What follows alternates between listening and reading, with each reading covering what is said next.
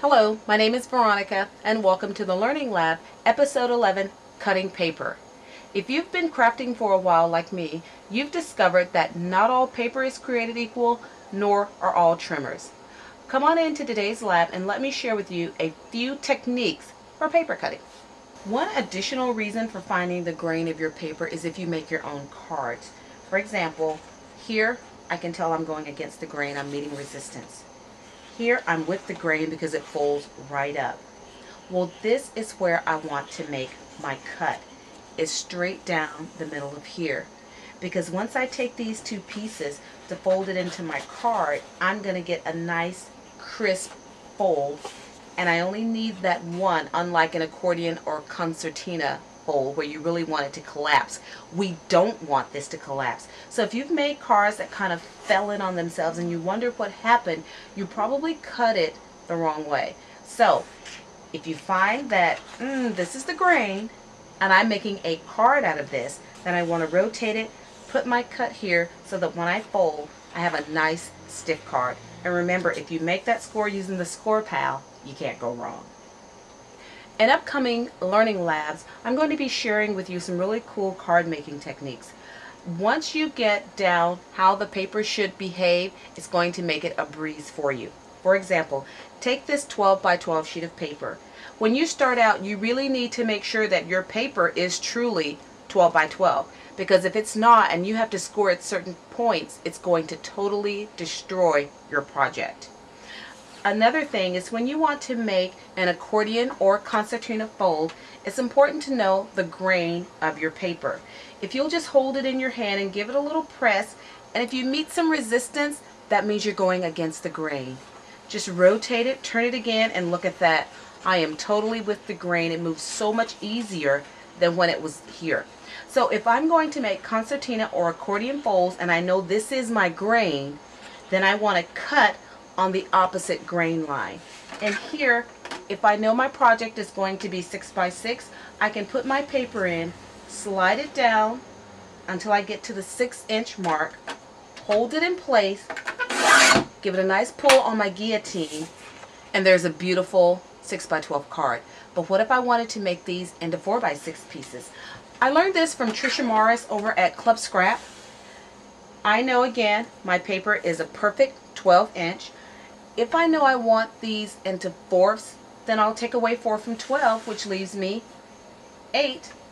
Hold down my stabilizer bar, give it a cut. Come down some more to 4 here, hold that down, give it a cut. Now I have 3 pieces of paper that are perfectly 4 by 6.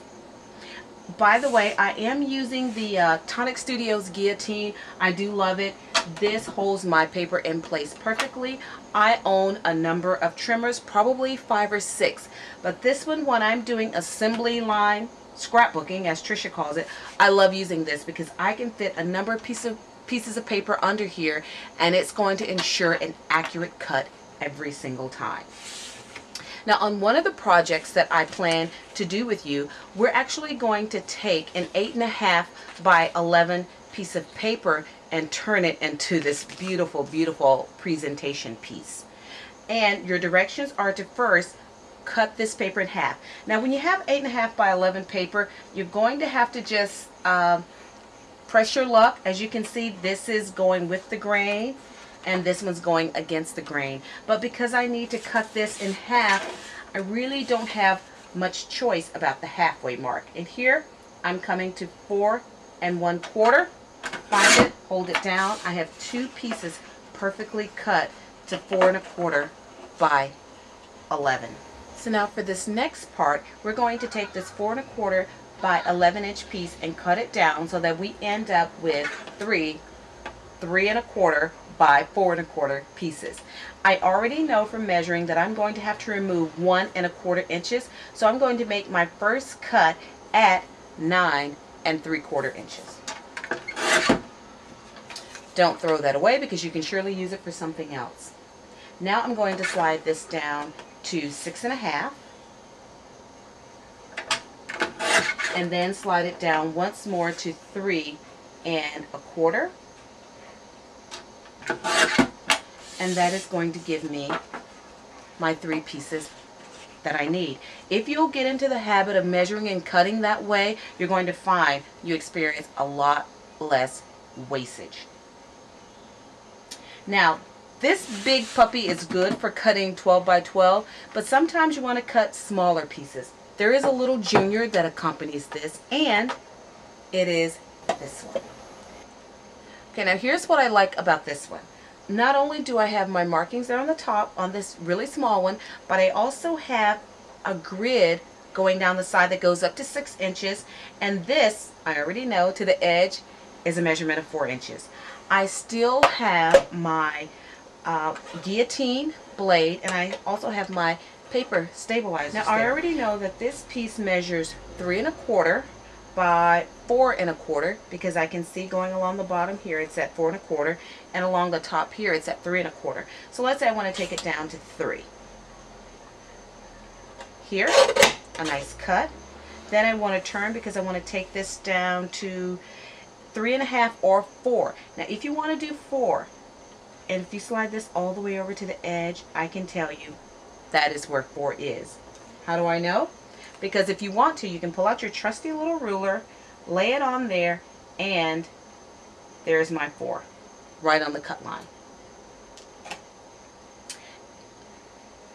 And let's say I want to take it down to 3 1/2. Here is my 3 1/2 inch mark there. I've cut it. Now I have my little 3 by 3 1/2 inch card. Let's say if I wanted to take the sliver that I had remaining and take that down just a bit, I can slide that under, and let's say if I want to end up with a 1/2 inch piece, because remember I had that little 1/4 edge hanging off. I'm lining it up right at the 1/2 edge mark, hold it down, give it a cut, and there it is. This takes off little slivers, and this would be great probably for some peel-offs run through your Xyron. I like this because you can get very detailed cuts, and it's great for cutting and trimming photos. So if you haven't had a go at practicing cutting and playing around with paper, try it. I love these 2 cutters from Tonic Studios.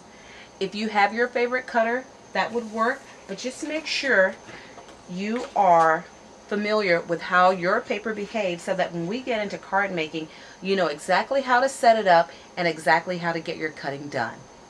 Thank you for joining me in today's lab to learn a little bit more about paper and using paper trimmers. Please remember to check out my blog at inkallusions.blogspot.com. Until then,